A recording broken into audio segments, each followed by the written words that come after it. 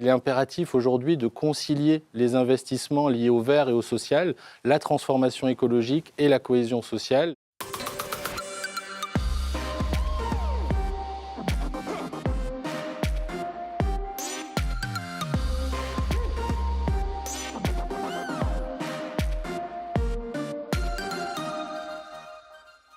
Bonjour à tous et bienvenue dans l'émission Osons les sujets proposée par la Banque des Territoires. Comme chaque année, l'objectif est simple, évoquer l'actualité du logement social tout en osant poser des questions claires et surtout nos invités y répondront sans détour. Alors, au sommaire de ces 60 prochaines minutes, nous allons en revenir sur la situation du secteur. Nos invités présenteront également les grandes lignes de l'étude Perspective avec un état des lieux d'abord et les orientations pour l'avenir.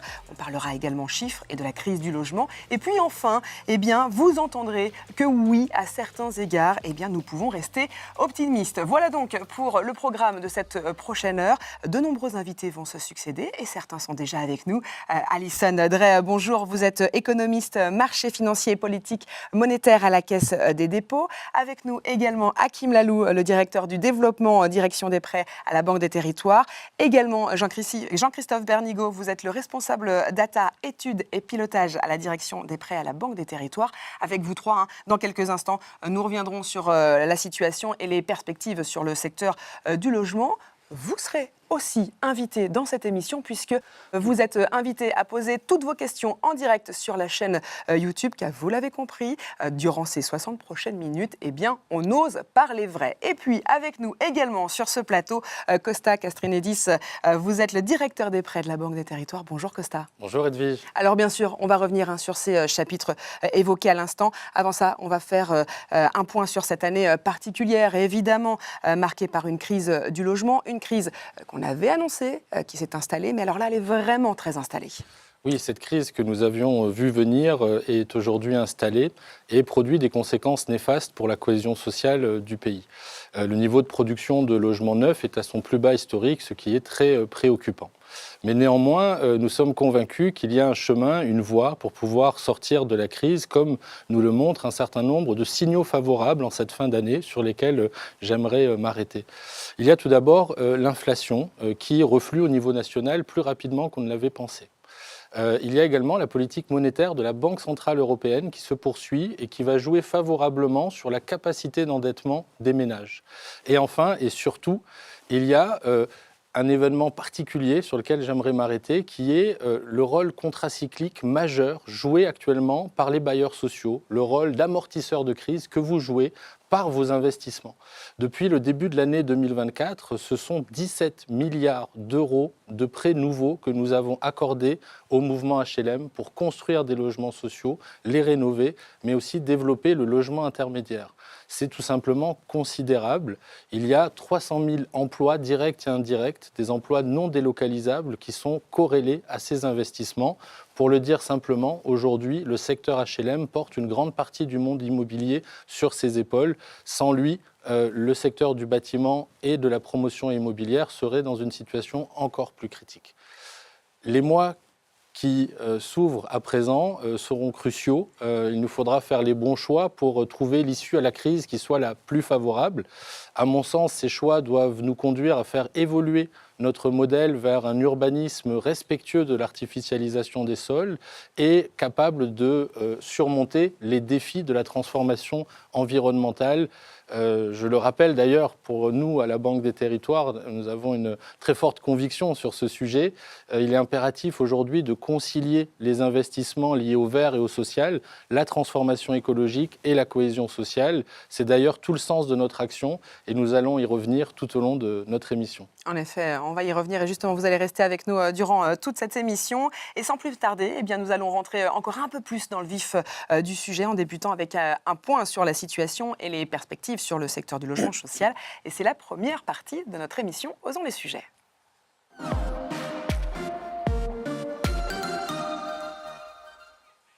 Et pour débuter cette première partie, je me tourne vers vous, Alison Drey.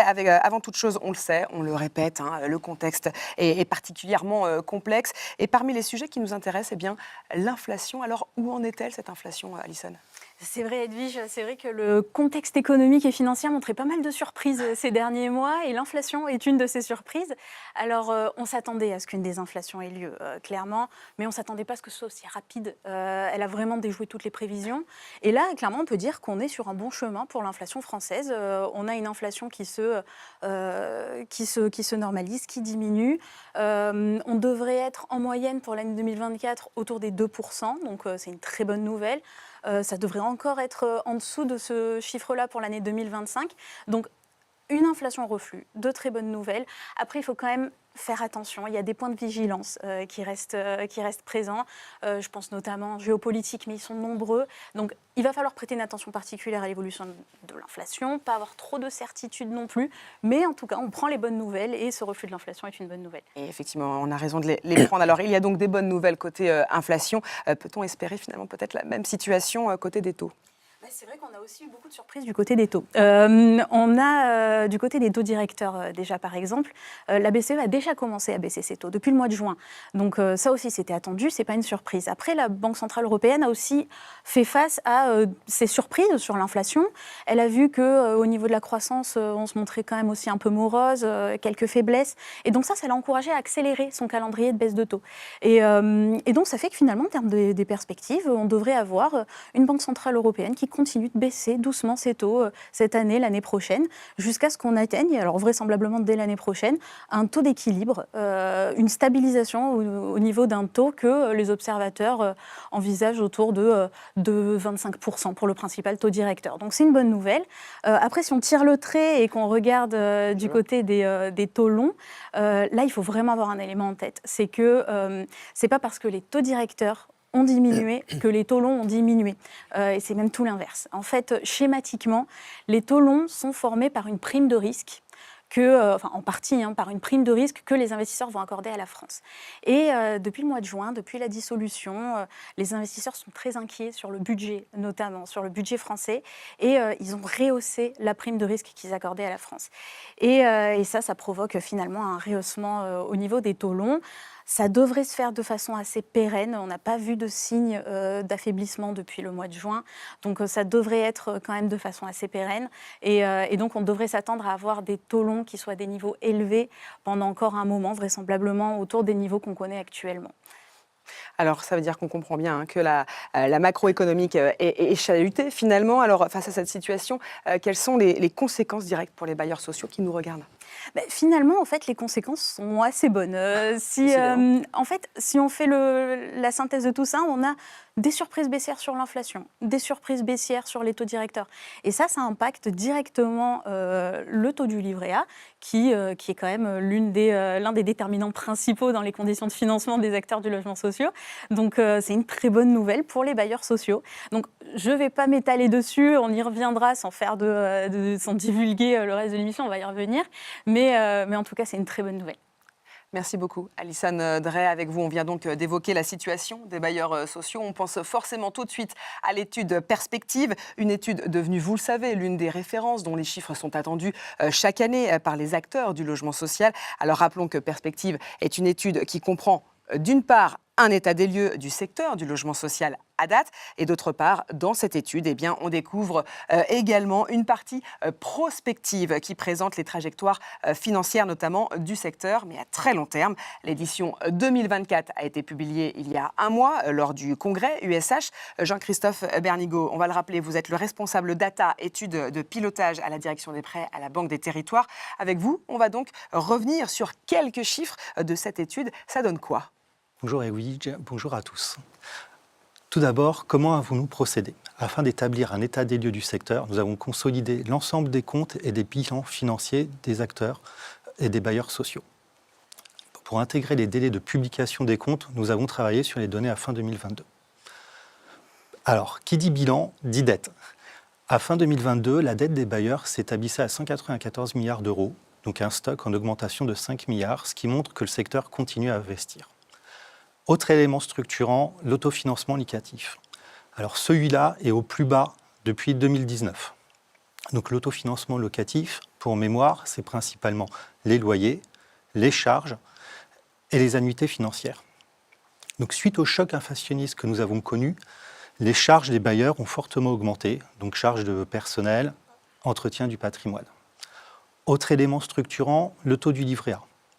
La dette des bailleurs sociaux est principalement indexée sur le livret A et avec la hausse de celui-ci, nous avons assisté à une hausse des annuités financières.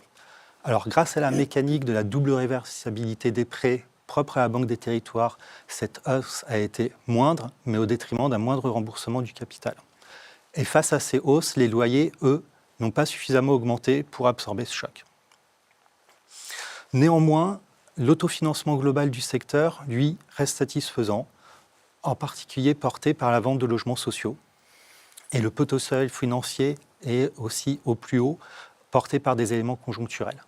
Donc à fin 2022, on peut dire que les grands ratios restent satisfaisants. Alors quand on vous écoute, c'est vrai que presque ça paraît un peu trop vrai, trop beau pour être vrai. Alors d'autant plus quand on sait combien les bailleurs peuvent être inquiets. Alors Hakim Lalou, en tant que directeur du développement à la direction des prêts à la Banque des Territoires, expliquez-nous finalement cette cohérence entre votre discours, évidemment optimiste comme on vient de l'entendre, et la réalité du terrain. Mais écoutez Edwige, j'entends le point, mais pour le coup on est parfaitement cohérent, tout en ayant bien évidemment un certain nombre de points d'attention, comme vous le soulignez. En premier lieu, et pour reprendre le propos de Jean-Christophe Bernigaud, l'étude Perspective est assise sur les derniers comptes consolidés disponibles pour l'ensemble du secteur HLM, et donc les comptes 2022. Or, on le sait, le contexte macroéconomique s'est depuis dégradé. On a fait face à une période particulièrement inflationniste et donc à une évolution des charges plus substantielle que l'évolution des produits locatifs. Et donc une situation qui aujourd'hui est un petit peu différente de celle de 2022. Deuxième élément, et je pense que ça a été un point que vous avez en particulier regardé dans l'étude Perspective 2024, le fait que l'autofinancement locatif, qui sur les dernières années représentait à peu près 55% de l'autofinancement global du secteur, eh bien, atteint un point bas à 34%, et donc du coup, eh bien, alors que le locatif est le cœur de l'action du secteur, eh bien, on est sur une année particulière avec eh bien, un produit, un autofinancement locatif qui devient secondaire. Alors justement, puisque vous parlez de l'autofinancement, pour qu'on comprenne bien, d'où vient l'essentiel de l'autofinancement si le locatif devient secondaire ? Bien, écoutez, en 2022, la part majoritaire de l'autofinancement global du secteur est issue de ce qu'on appelle l'autofinancement exceptionnel. Et pour dire les choses clairement, de la vente, ça a été évoqué tout à l'heure, pour représenter 66% de l'autofinancement global 2022.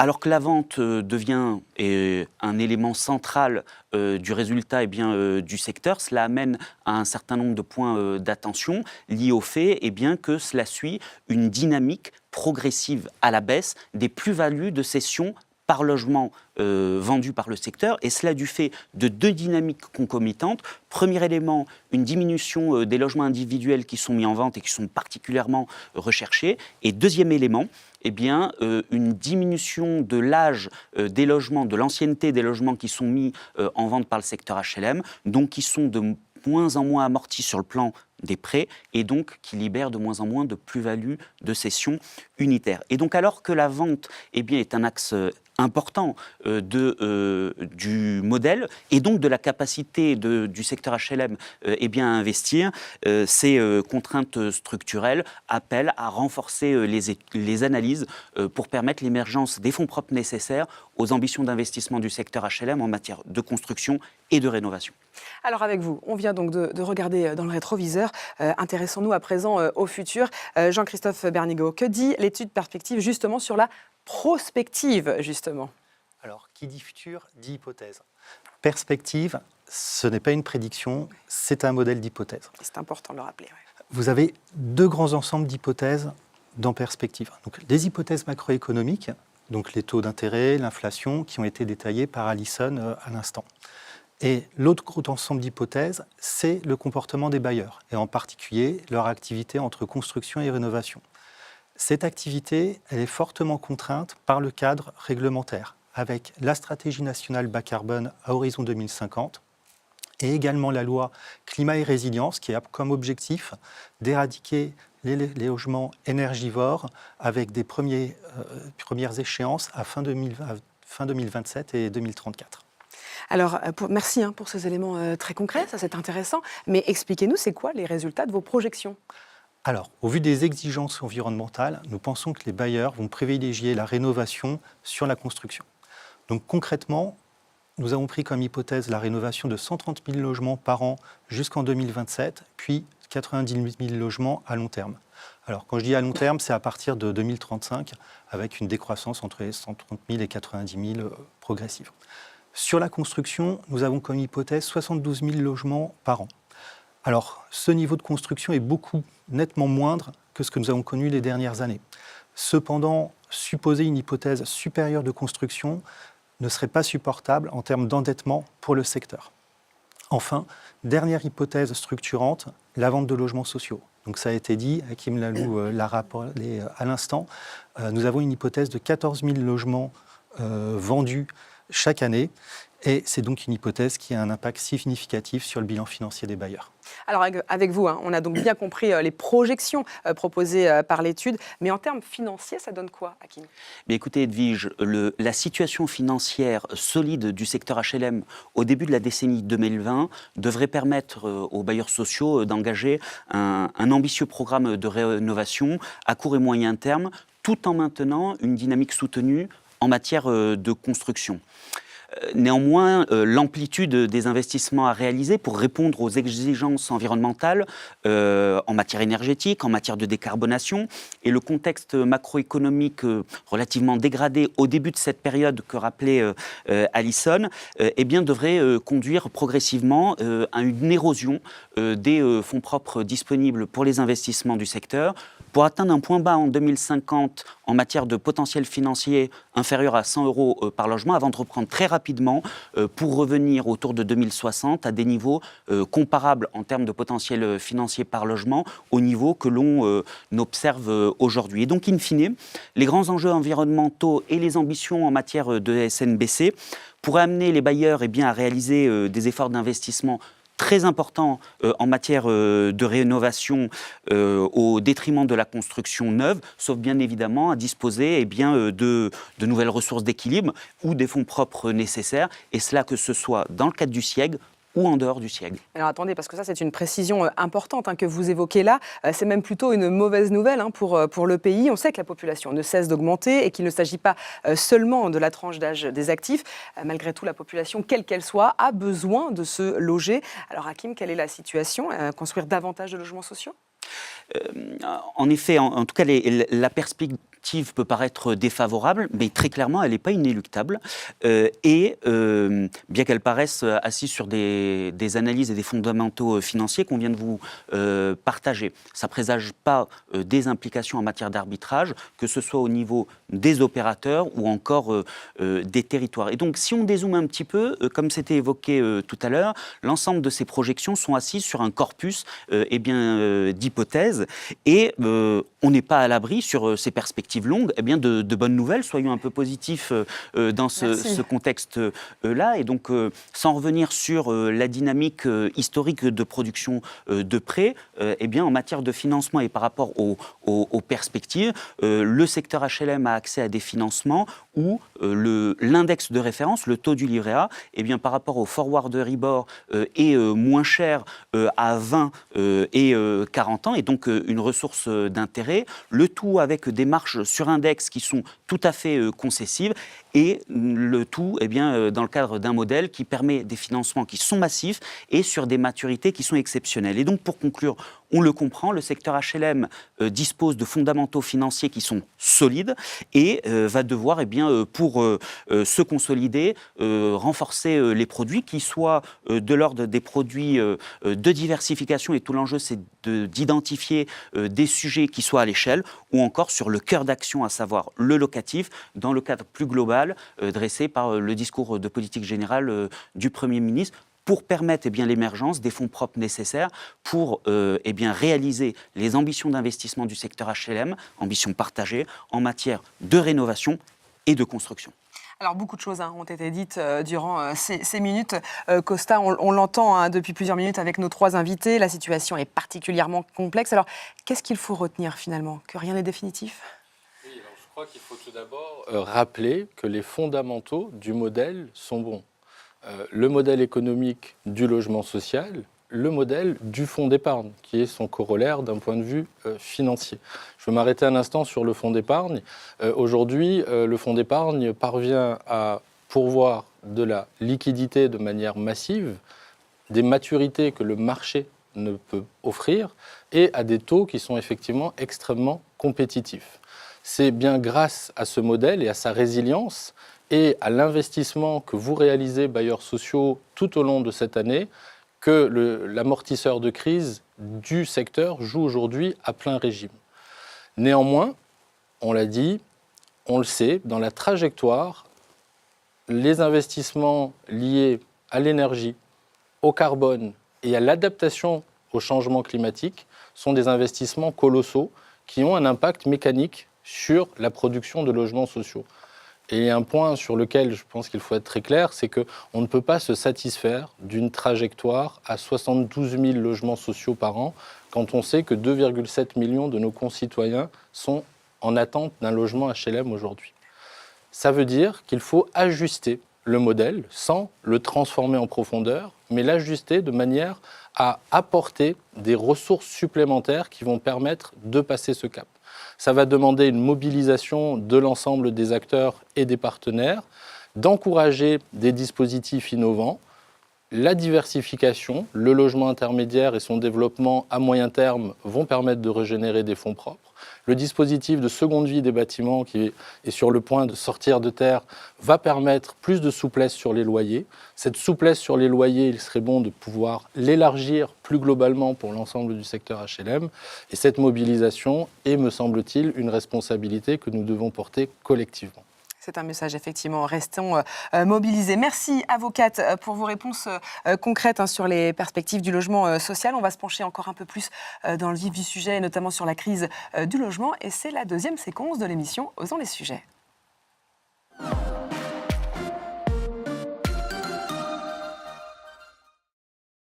Et pour évoquer le sujet de la crise du logement, une invitée d'honneur avec nous dans cette émission Osons les sujets, Emmanuelle Cosse. Bonjour. Bonjour. Vous êtes la présidente de l'Union sociale pour l'habitat. Merci pour votre présence aujourd'hui en direct. Emmanuelle Cosse, d'abord, vous venez d'entendre les perspectives. Quel regard finalement vous portez sur les difficultés qu'affronte le secteur ? Alors tout d'abord, je voudrais dire que ce document Perspective, vous l'avez présenté tout à l'heure, mais pour le logement social des bailleurs sociaux, pour nous, ce travail d'analyse et de prospective, il est essentiel.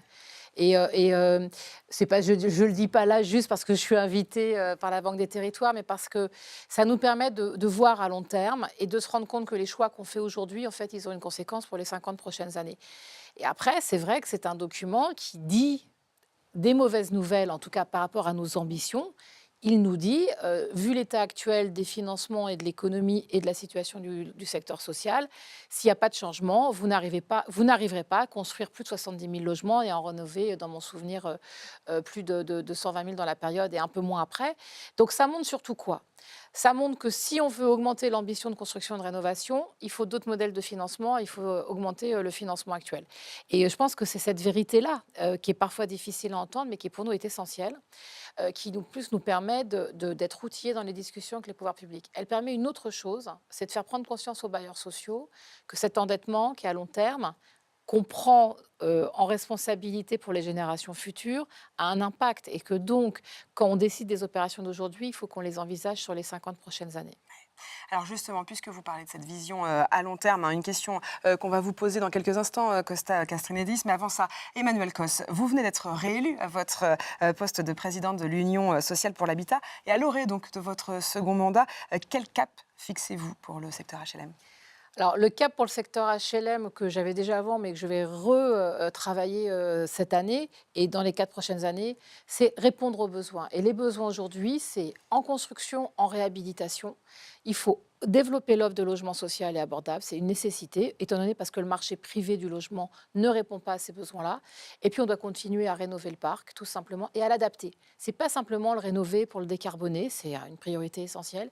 C'est aussi l'adapter pour les nouveaux publics, l'adapter au vieillissement de la population, l'adapter aux besoins des territoires, et donc continuer aussi à innover, notamment sur des logements qui peuvent être plus évolutifs, des modes constructifs plus rapides. En tout cas, moi, mon mouvement et mon idée, c'est de toujours être dans l'action même quand on est en difficulté, même quand c'est plus difficile d'un point de vue économique, il faut agir et il faut répondre aux besoins de la population. Costa, effectivement, continuer à agir, à être dans l'action. Oui, alors nous, en tant que partenaires et financeurs du secteur, on partage la même vision de long terme. Les opérateurs qu'on finance sont des investisseurs de long terme. Nous sommes à leur côté avec des produits financiers qui peuvent aller jusqu'à 80 ans sur la partie foncière de nos financements. C'est exceptionnel, unique en Europe. Et c'est vrai que cette vision de long terme, elle nous tient à cœur puisqu'elle nous permet d'incarner une forme de confiance sur les territoires vis-à-vis de l'ensemble de notre écosystème, les collectivités locales et les bénéficiaires finaux. On l'a vu tout à l'heure, on sait que dans la trajectoire à venir, il y a un sujet de capacité d'investissement pour produire plus de logements. On doit être au rendez-vous des défis climatiques, énergétiques, de décarbonation du parc, c'est une nécessité. Mais si on ne répond pas aux besoins de la population, comme Emmanuel Cos vient de le dire, on va avoir des crises sociales à répétition au cours des prochaines décennies. Et ça, c'est, je pense, notre responsabilité collective d'y parvenir. Et c'est vrai que les opérateurs, je le disais tout à l'heure en introduction, investissent massivement au cours de cette année 2024. C'est vraiment sans précédent, mais on voit que malgré ça, ça ne sera pas suffisant. Et pour trouver des leviers supplémentaires, nous avons un rôle à jouer en tant que partenaires et financeurs. On peut continuer à apporter des produits financiers qui vont aider à investir, mais il faut aussi que l'ensemble des parties prenantes du secteur se mobilisent. Les collectivités locales qui ont un rôle clé dans le dispositif, les actionnaires pour les organismes qui en ont, qu'ils puissent également investir, apporter du capital supplémentaire pour répondre à ces grands enjeux. La bonne nouvelle, c'est que sur une vision de long terme, tous les fondamentaux sont sains. Maintenant, il faut réussir à répondre aux besoins de la population en intégrant également le fait que on doit être respectueux de l'artificialisation des sols, ce qui veut dire finalement évoluer progressivement vers un urbanisme tourné vers la transformation d'actifs. Et, je pense que c'est un élément sur lequel aujourd'hui on converge, mais on n'a pas encore trouvé toutes les clés de cette équation complexe. En tout cas, la force du collectif. Alors, et on y reviendra sur ces leviers dans quelques instants. Avant ça, Emmanuel Cos, vous évoquiez donc le cap pour les années à venir, mais finalement, comment on arrive à garder justement ce fameux cap quand les vents sont souvent violents? Alors, les vents peuvent être difficiles. On a connu ces dernières années une réduction des moyens pour le logement social. On a un atout, c'est notre banquier qui est en face de moi. Mais pourquoi je dis ça? C'est parce que moi, mon rôle avec le mouvement HLM, c'est d'innover, de répondre aux besoins que l'on voit et d'avancer. Et après, il faut trouver les modes de financement qui nous permettent de le faire. Aujourd'hui, en effet, on doit construire on doit transformer des actifs déjà existants, on doit construire dans des dents creuses, on doit arrêter d'artificialiser, on doit construire avec moins de béton et tout ça. Bon, derrière, ça a des coûts. Et ce qui est important, c'est qu'on ait des prêts de long terme et des tas de solutions qui nous permettent de le faire. C'est comme ça qu'on garde la conviction d'agir, parce qu'on a quand même des moyens de le faire financiers, même si c'est plus compliqué. Puis la deuxième chose, c'est la détermination et l'engagement. Et le secteur HLM, quand même, depuis 100 ans, et c'est ce qui fait quand même aussi sa solidité, c'est que ce sont des hommes et des femmes et des hommes qui ont des convictions, qui veulent loger des personnes à des loyers modérés, encadrés ou faire de l'accession sociale, et qu'on y arrive. Et je pense que c'est ça aussi qui est important de dire, c'est que ce n'est pas simplement une croyance et un engagement, c'est que ces valeurs qui nous animent, c'est aussi qu'on a montré, on montre depuis 100 ans que le logement social, ça marche, ça produit des effets, ça a logé, ça a accompagné le développement industriel de la France dans les 30 Glorieuses, ça répond aux crises sociales, ça permet de faire de l'intégration. Donc je pense que c'est ça aussi qui nous permet d'avancer. Même si, en effet, il nous arrive, c'est le cas, ça a été le cas ces dernières années, d'être moins soutenu par les pouvoirs publics, notamment dans le soutien, je dirais, politique de ce que l'on fait. Mais en même temps, en période de crise, et moi, c'est ce que je vais aussi essayer de déployer là, dans les mois qui viennent, quand je vois que l'emploi commence à être en berne, notamment dans le bâtiment, nous, notre rôle, c'est de ne pas faiblir. Et c'est de ça aussi dont on va discuter. Comment est-ce qu'on assure les carnets de commandes des entreprises en ne fléchissant pas sur les programmes de rénovation et de construction? Donc voilà, je pense que de toute façon, pour que ça marche, le logement, c'est du professionnalisme et de la conviction. L'un sans l'autre, ça ne fonctionne pas. Ça veut dire que là, pour tous ceux qui nous écoutent, on a le droit d'être un peu optimiste malgré tout. Mais de toute façon, on n'a pas le choix. Je veux dire par là que, évidemment, moi, je n'ai pas connu le logement social il y a 50 ans, mais c'était financièrement beaucoup plus facile. Sauf qu'en fait, moi, je prends la capacité, enfin nos capacités à faire dans l'environnement actuel. Et on n'a pas le choix d'être optimiste et d'agir parce que les besoins sont là. On a des crises sociales, Costa vient de le dire, mais c'est vrai qu'il y a des territoires qui vont mal parce que les gens ne sont acculés, ils n'arrivent pas à se loger correctement pour répondre à des besoins d'emploi. Donc on doit nous trouver des solutions, c'est notre rôle.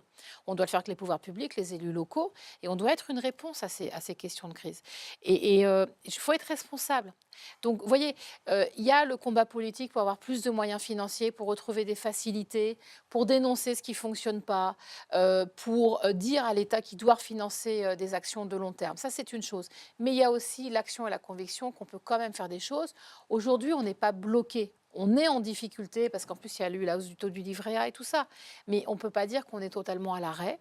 Et c'est plutôt justement important. Je le dis parce qu'on a un secteur immobilier privé qui, lui, est en très grande difficulté avec des fermetures d'entreprises, des plans sociaux. Nous, ce n'est pas notre sujet. Nous, c'est plutôt l'idée de retrouver des moyens suffisants pour répondre à la demande. Mais on fait aujourd'hui, on va quand même produire cette année encore un certain nombre de milliers de logements. Oui, c'est ça, tout ne s'arrête pas. Absolument. Et en tout cas, c'est peut-être aussi l'occasion de rappeler que votre présence aujourd'hui dans cette émission Osons les sujets, ça compte et c'est un symbole fort finalement. C'est aussi un symbole de notre partenariat. Alors, on a un partenariat financier, puisqu'en fait, l'ensemble de nos prêts sont assurés par la Banque des Territoires assise sur le livret A, mais c'est aussi un partenariat stratégique. On a des recherches en commun, on a des outils communs qu'on a créés, je pense évidemment à Priorino, mais il y en a d'autres. Et puis, il y a aussi le fait d'être compris et accompagné. Je donne juste un exemple.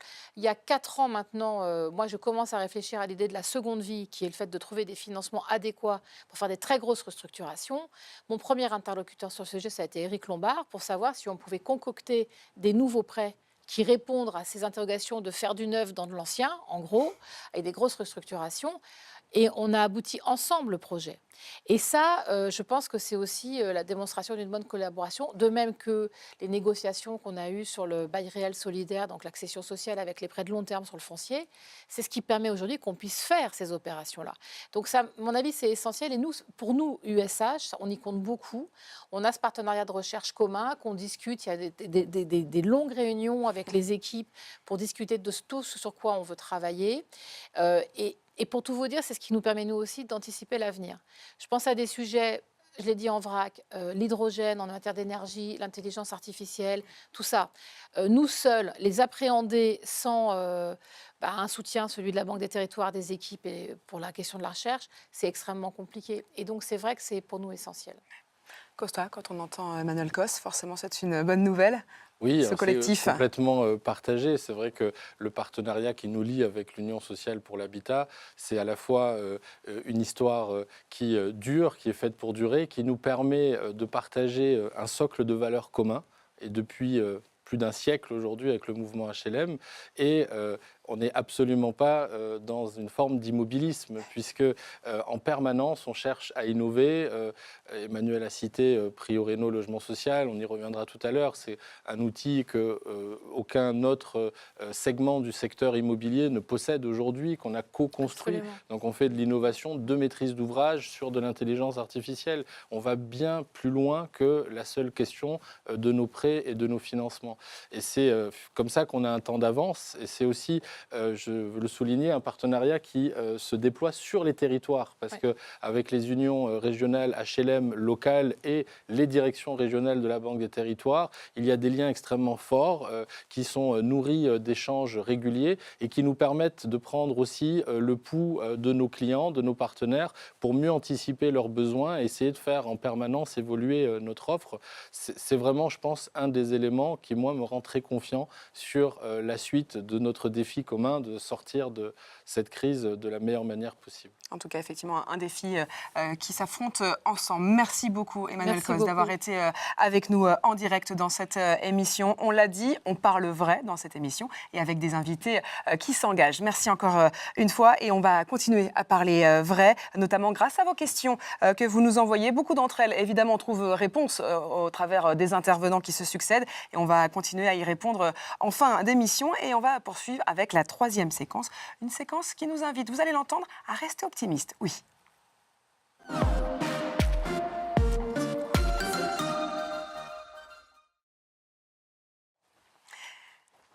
Et nous voici donc dans la troisième partie de cette émission Osons les sujets. Depuis le début de l'émission, nous avons évoqué notamment le contexte et les perspectives macroéconomiques et donc forcément les conditions qui s'imposeront au secteur HLM.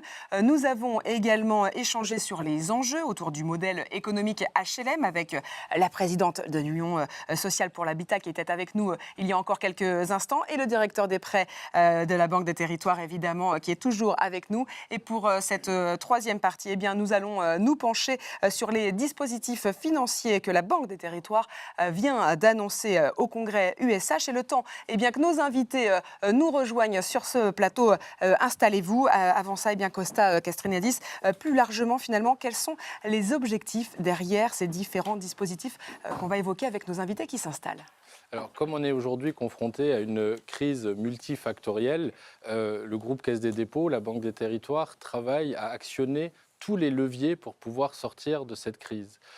Et notre guide en la matière, concernant le logement social, concernant vos préoccupations en tant que bailleurs sociaux, c'est vraiment l'étude perspective qui nous montre qu'il est absolument impératif qu'on travaille les deux axes, transformer, adapter le parc de logements sociaux existants et soutenir l'investissement en faveur de la production. Et c'est vraiment ce qui nous guide dans les mesures qu'on a pu mettre en place l'année passée et dans ces mesures nouvelles que nous sommes en train de déployer et sur lesquelles on va revenir plus en détail. Alors en effet, on va y revenir avec nos invités qui nous ont rejoints. Bienvenue à vous. On va vous présenter avant d'aller dans le vif du sujet. Hakim, vous êtes à nouveau avec nous. On va le rappeler, vous êtes directeur du développement à la direction des prêts à la Banque des Territoires. Avec nous également Amaury Pinchon, vous êtes responsable logement social et réaménagement de la dette à la direction des prêts à la Banque des Territoires. Et enfin, Marie Lossé, vous êtes responsable habitat spécifique direction des prêts à la Banque des Territoires. Et c'est donc eh bien, avec Hakim qu'on va débuter. On va donc revenir sur ces dispositifs et on va débuter avec la rénovation. On le sait, il n'est pas toujours simple d'avoir une connaissance du patrimoine, à l'image par exemple de la priorisation des opérations à lancer. Alors Hakim, en 2023, vous annonciez ici même, souvenez-vous messieurs, dames, le lancement de Priorino Logement Social. Mais on sait que la data, c'est souvent des annonces et plus rarement des résultats. Alors justement, quels sont les résultats? Et surtout, un an après le lancement, peut-on continuer finalement à faire des annonces? Bien, écoutez, Edwige, effectivement, le risque avec la data, c'est que parfois il y a des annonces et pas forcément de résultats en face, mais en l'occurrence, Priorino Logement Social, c'est du concret. Et c'est surtout d'ores et déjà un succès. Ça a été ouvert au secteur HLM il y a 6 mois de cela. Et d'ores et déjà, les bailleurs sociaux s'en sont emparés et couvrent avec leur compte actif d'ores et déjà 65% du parc HLM. Alors vous vous en rappelez probablement, Priorino Logement Social, c'est un dispositif qui est mis gratuitement à la disposition des bailleurs sociaux. C'est assis sur 2000 gigaoctets de données, basé sur l'IA, mis en disposition par la Banque des Territoires en partenariat extrêmement fort avec l'Union sociale pour l'habitat, le ministère du Logement, Enedis et GRDF. Et peut-être pour faire deux incises alimentées par les questions qui nous sont régulièrement adressées par les bailleurs dans le contexte actuel, c'est un dispositif qui est déployé par des institutionnels d'envergure nationale et donc en l'occurrence, ça garantit la pérennité à long terme de ce dispositif. Ce n'est pas forcément le cas pour des dispositifs sur cette thématique. Et deuxième élément, eh bien, c'est déployé sur la plateforme de la Banque des Territoires et donc cela garantit un niveau de sécurité bancaire sur des données sensibles et on le sait dans le contexte actuel, ce n'est pas anodin du tout. Alors on l'a bien compris, le bilan est très positif et ça c'est une première bonne nouvelle. Mais alors, quelles sont les nouveautés un an après le lancement? Bien, je ne vous savais pas aussi pressé de les découvrir. Mais ils ont hâte derrière les écrans. Écoutez, comme vous le savez, Priorino Logement Social, le socle, c'est la mise à disposition automatique d'une vision de premier niveau sur le parc et les consommations énergétiques. Alors, il y a un mois de cela, lors du congrès de l'Union sociale pour l'habitat, eh bien, on a annoncé 3 nouvelles fonctionnalités principales. Premier élément, la mise à disposition automatique et quasi en temps réel des diagnostics de performance énergétique de nouvelle génération, dès lors qu'ils sont disponibles dans l'API de l'ADEME. Et ça, c'est un changement total en termes de fluidification, d'échelle et de simplicité. Deuxième fonctionnalité, alors ça paraît technique, mais sincèrement, c'est vraiment On va y aller, essentiel. C'est l'intégration en production, d'ores et déjà, du référentiel national du bâtiment, déployé par l'État avec un identifiant unique pour chaque bâtiment en France, et notamment portant du logement social. Et donc concrètement, ça permet quoi? Eh bien, aux bailleurs sociaux qui nous regardent, s'ils disposent de données externes faisant référence à ce référentiel, eh bien, ça permet de croiser automatiquement ces données. Donc c'est un changement total, un game changer comme on le dit souvent, en termes d'interopérabilité et d'approche plateforme de Prioréno. Puis dernier élément, c'est l'un des axes phares de l'action 2024 en matière d'adaptation au changement climatique et de décarbonation. Et donc, en l'occurrence, depuis le congrès ESH, nous mettons à disposition gratuitement sur l'ensemble du parc des bailleurs le potentiel d'installation photovoltaïque. C'est gratuit, c'est disponible. Et sur les prochaines semaines, il y aura l'intégration dans le dispositif des données relatives au risque littoral, au risque de retrait-gonflement argileux et prochainement l'intégration des éléments liés au confort d'été. Donc tout pour faire un plan d'adaptation au changement climatique et donc dans le même temps la mise à disposition de crédits d'ingénierie pour cofinancer ces plans et permettre l'intégration des données générées dans Prioréno Logement Social. Et donc en rebond à votre question de départ, Prioréno Logement Social, on avance vite, on avance concrètement et on innove. Alors, vous l'avez évoqué, effectivement, il y a beaucoup d'exigences, évidemment, sur le quotidien. Et on imagine combien les bailleurs qui nous regardent doivent confirmer derrière les écrans. Vous en avez également des exigences, notamment concernant les garanties. Et là encore, il faut être honnête, ça fait pas mal tousser le secteur. Qu'est-ce que vous répondez ? Écoutez, effectivement, les garanties, c'est l'un des fondements du modèle. Alors, je ne reviendrai pas sur le fait que les garanties accordées par les collectivités, ça permet de disposer d'un élément tangible, d'alignement de la collectivité et de son projet de territoire par rapport à l'investissement qui est envisagé. Mais plus globalement, cela permet, en disposant de ces garanties, une réduction des fonds propres nécessaires et donc la capacité à mettre à disposition du secteur HLM des volumes massifs de financement, le tout dans des conditions tarifaires très intéressantes. Bon. Bien évidemment, on est tout à fait conscient des contraintes de trésorerie du secteur HLM, notamment liées au fait que nos prêts de long terme ne peuvent être versés qu'à compter de la mise à disposition de la garantie, et ça peut prendre un peu de temps. Et donc, sur la base de ces éléments, en accord avec l'État, on vient de déployer récemment le nouveau prêt Duose dans le cadre d'une enveloppe de 5 milliards d'euros. Et c'est d'ores et déjà un succès, puisque à ce matin, on est à 1,8 milliard de signatures et bien davantage en matière d'engagement. Donc vous êtes en train de nous dire que vous auriez visé juste, rien que ça. Écoutez, le prêt du rose, non, mais vous avez raison. En l'occurrence, premier élément, le prêt du rose, c'est un prêt de court terme qui est mis à disposition pour le coup sans garantie, en permettant aux bailleurs sociaux de disposer de financement pour le logement social d'une part et pour le logement intermédiaire d'autre part, sous des délais extrêmement courts pour soutenir leur effort d'investissement. Et on le sait, dans le contexte actuel, c'est fondamental. Deuxième élément, c'est un prêt à l'opérateur. Et vous nous connaissez, c'est assez exceptionnel. Et pour le coup, on est en plein dans notre rôle. Puis, dernier élément pour être succinct, c'est un prêt qui est in fine, à 1 ou 2 ans. C'est assis en termes de volume sur le PMT des bailleurs sociaux. Et puis, c'est un prêt qui est remboursé au fil de l'eau en fonction du versement des crédits long terme pour reboucler avec le sujet des garanties. Et donc, nous sommes particulièrement heureux de noter que ce dispositif, qui a fait l'objet de remontées de nos directions régionales, qui échangent, qui co-construisent avec les bailleurs sociaux dans les territoires, ce dispositif rencontre la demande et puis bénéficie d'un succès dont on se félicite collectivement. Alors justement, puisque vous parlez des clients, nos équipes sont allées les rencontrer sur le terrain. On va entendre notamment la directrice générale de la Société dauphinoise de l'habitat, qui est également présidente de l'Aura HLM. Patricia Dudonné revient sur ce nouveau prêt baptisé Duose, justement. Et puis on va entendre également la directrice régionale d'Auvergne-Rhône-Alpes, Barbara Falk. Écoutez.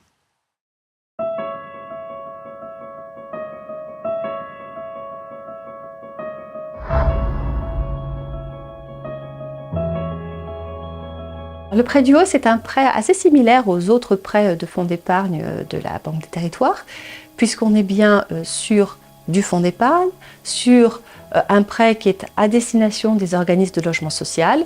Et puis c'est un prêt dont le taux est indexé sur le taux du livret A, donc 70 points de base pour le logement social et 140 points de base pour le logement intermédiaire. C'est un prêt de court terme, de 1 à 2 ans.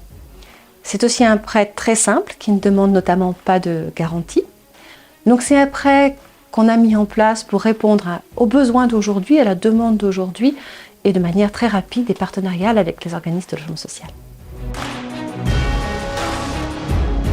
Le prêt du haut, c'est un prêt qui présente beaucoup d'avantages. Le premier, c'est la rapidité. Ça peut aller très vite.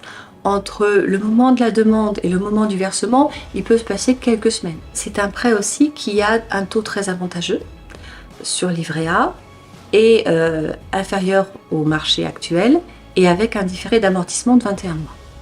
Donc c'est simple, c'est rapide, ça répond à un besoin, même un besoin très important, avec un taux avantageux.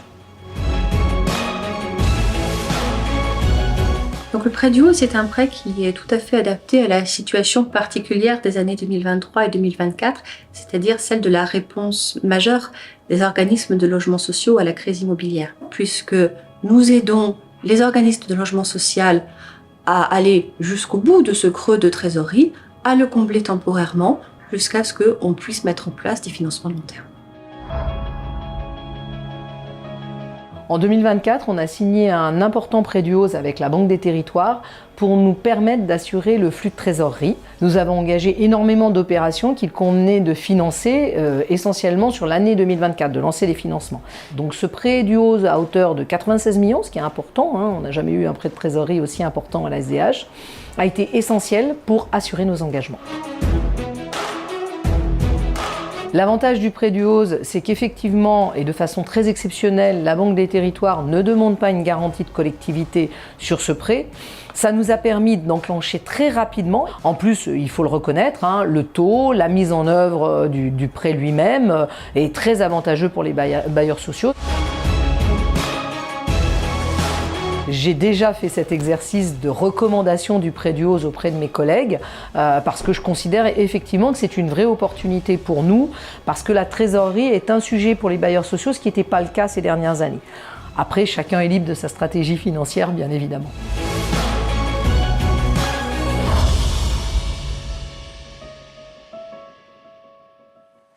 On l'aura donc compris, 4 lettres qui constituent une solution efficace pour soutenir la construction nouvelle. Il s'agit donc du nouveau prêt du HOSE. Allez, on va poursuivre avec un autre sujet, l'un des enjeux stratégiques des prochaines décennies. Il s'agit du parc existant. Alors, Amaury Pinchon, on le sait, l'un des enjeux de l'adaptation au changement climatique reste le ZAN, le zéro artificialisation nette.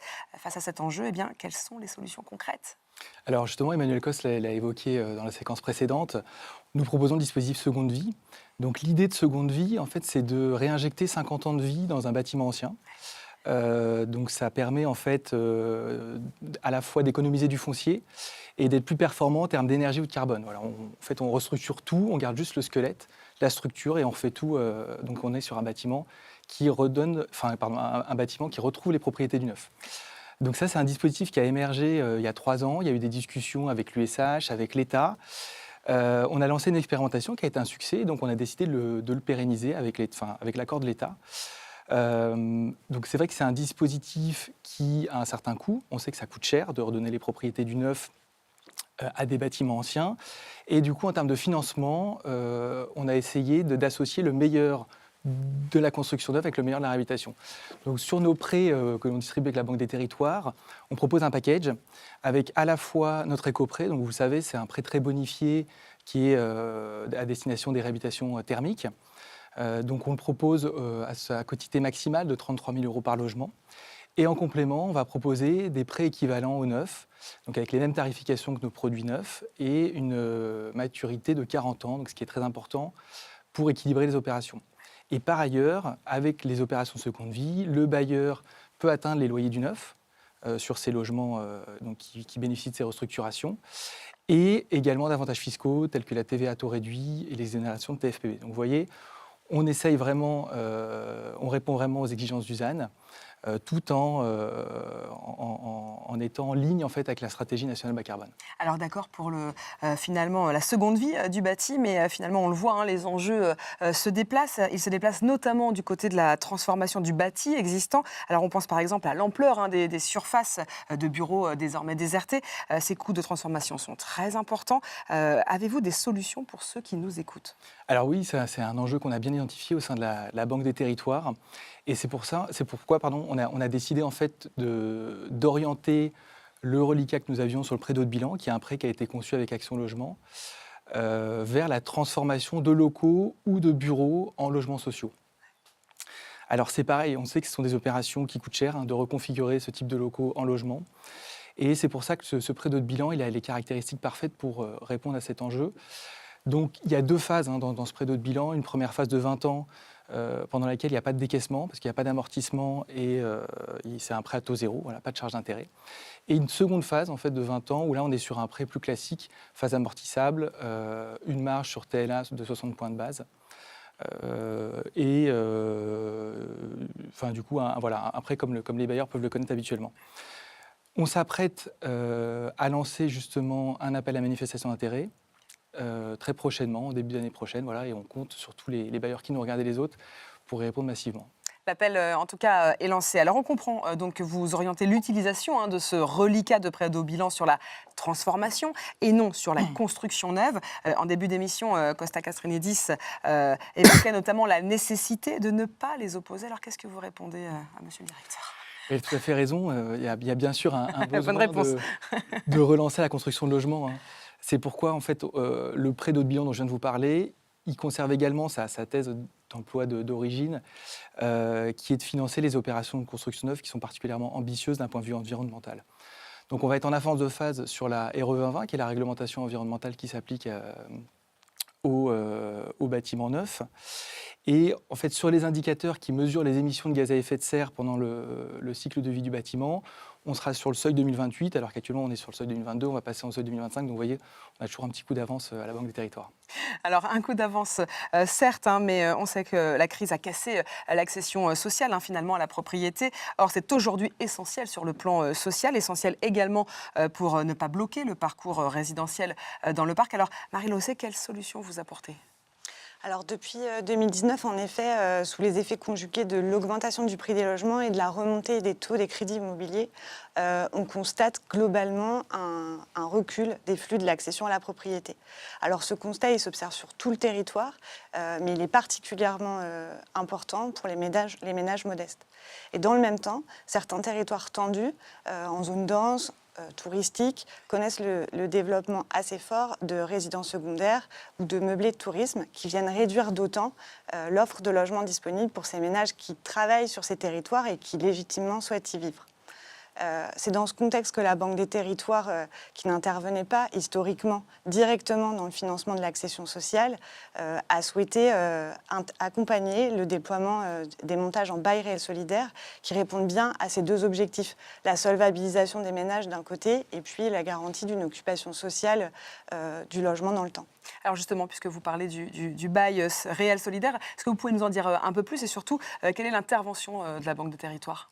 Alors oui, bien sûr, le bail réel solidaire, c'est un dispositif innovant qui vise à dissocier le foncier d'un côté, donc le terrain, du bâti, donc un appartement, une maison individuelle.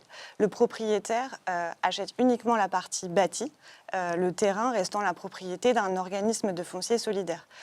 C'est ces OFS que nous, on finance. Alors ce montage, il permet de réduire le coût d'acquisition de 25 à 40% en fonction des zones géographiques, ce qui n'est pas neutre pour permettre une acquisition pour les ménages les plus modestes. Alors, vous évoquiez donc des chiffres, des montagnes financiers, un cadre précis. C'est pas un peu complexe tout ça ? Alors si, bien sûr. Alors, j'en tombe de mon... Tout d'abord, l'intervention de la Banque des territoires dans ce contexte a rappelé qu'elle est essentielle, puisque nous, on finance sur des prêts de très long terme, et c'est ce mécanisme de lissage de la charge foncière dans le temps qui est vraiment important dans le montage en BRS. Cependant, la complexité que vous évoquez, elle nous est aussi remontée par les bailleurs, les OFS. Et c'est dans ce cadre-là qu'à l'occasion du congrès HLM de cette année, nous avons annoncé des évolutions qui visent à simplifier le dispositif. Alors ces évolutions, elles sont de deux ordres. Tout d'abord, le fait d'étendre nos financements à l'ensemble du territoire, sans condition de zonage. On s'est aperçu que même si c'était majoritairement un produit de zone tendue, c'était aussi un dispositif qui pouvait être pertinent dans des zones un peu moins, qui l'étaient un peu moins.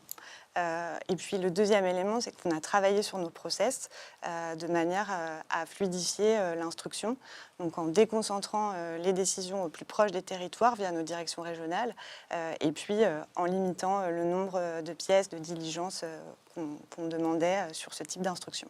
D'où l'importance, effectivement, pour ceux qui nous regardent, de faire remonter les informations. Merci à vous trois d'avoir été avec nous pour vos réponses concrètes et de terrain. De nombreuses questions qui ont trouvé des réponses durant, évidemment, cette émission. Mais il en reste encore quelques questions qui attendent des éléments de réponse. Eh bien, on va y répondre.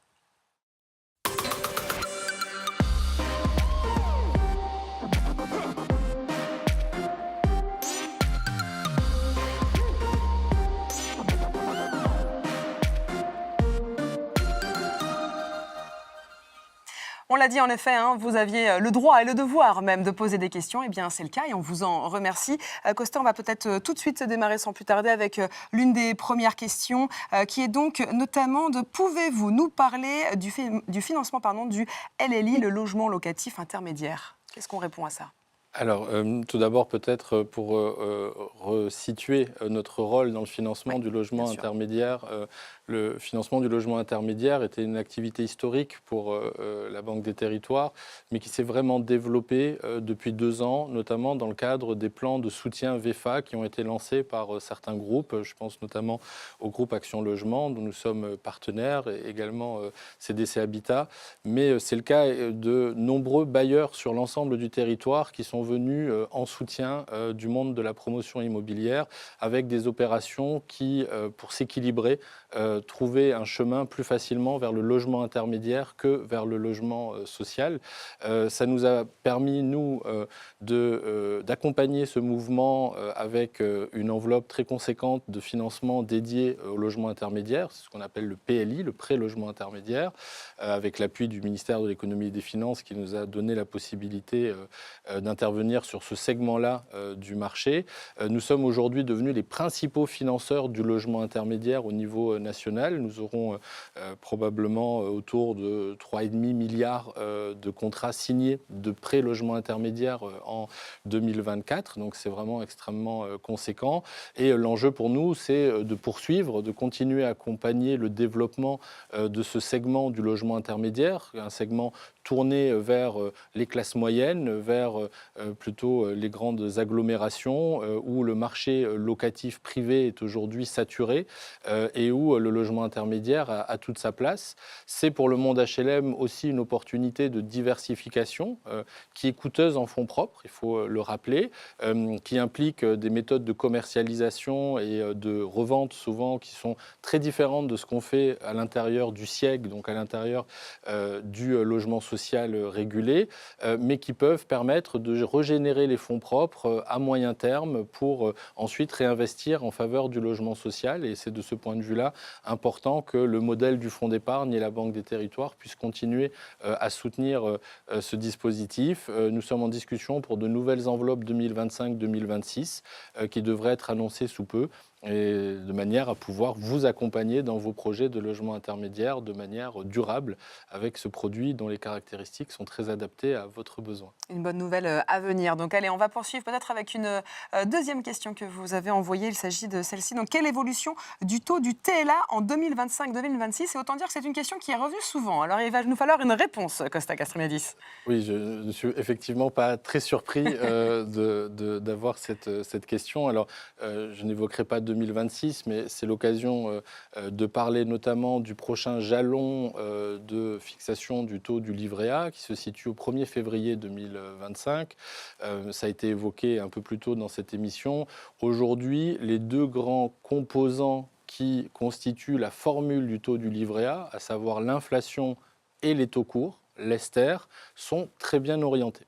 Si la formule devait s'appliquer, elle pourrait engendrer une baisse de l'ordre de 50 points de base, comme Éric Lombard l'a récemment rappelé. C'est, je le rappelle, in fine, une décision qui revient au ministre de l'Économie et des Finances sur proposition du gouverneur de la Banque de France. Et on sait que c'est un paramètre extrêmement structurant pour l'économie générale du monde HLM. La décision prise l'été dernier de geler le taux du livret A, l'été 2023, de geler le taux du livret A à 3%, a été très clairement une décision qui a eu un impact systémique. Ça a mis fin à une spirale haussière où le taux du livret A a été multiplié par 6 en 18 mois. C'était pas arrivé depuis le choc pétrolier des années 70.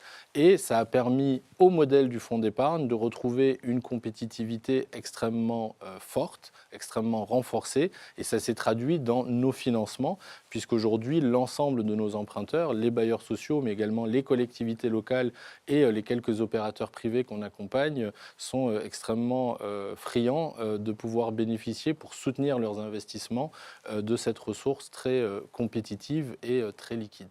Merci beaucoup, Costa, pour ces réponses à vif.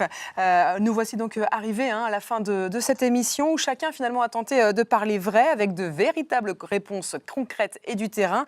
Beaucoup de sujets ont été évoqués. Alors, qu'est-ce qu'on garde finalement de ces 60 minutes, Costa Castrenidis ? Alors, on garde de la confiance et de l'optimisme. Ouais. Ce sont des mots, je pense, importants dans la période actuelle. Ce que je retiens de cette émission, c'est la confiance qui nous lie au mouvement HLM, la confiance dans un modèle dont les fondamentaux sont solides et de la confiance dans notre capacité à innover collectivement. On a eu beaucoup d'exemples au cours de cette émission. La seconde vie des bâtiments, ça n'existait pas il y a 3 ans, ça devrait rentrer en vigueur l'année prochaine.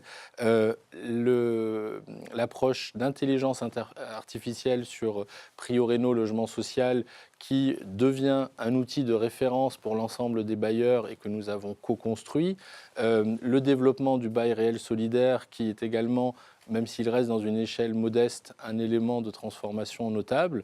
Et chacun de ces succès sont des succès en réalité partenariaux qui ont mobilisé plusieurs acteurs qui ont mis leur intelligence collective au travail pour trouver les solutions de demain. Et ces solutions de demain sont, à mes yeux, nécessairement des solutions qui doivent nous emmener vers cet urbanisme de la transformation, où on va plutôt s'occuper de la transformation des actifs existants, de l'adaptation des actifs qui existent pour répondre aux besoins du plus grand nombre.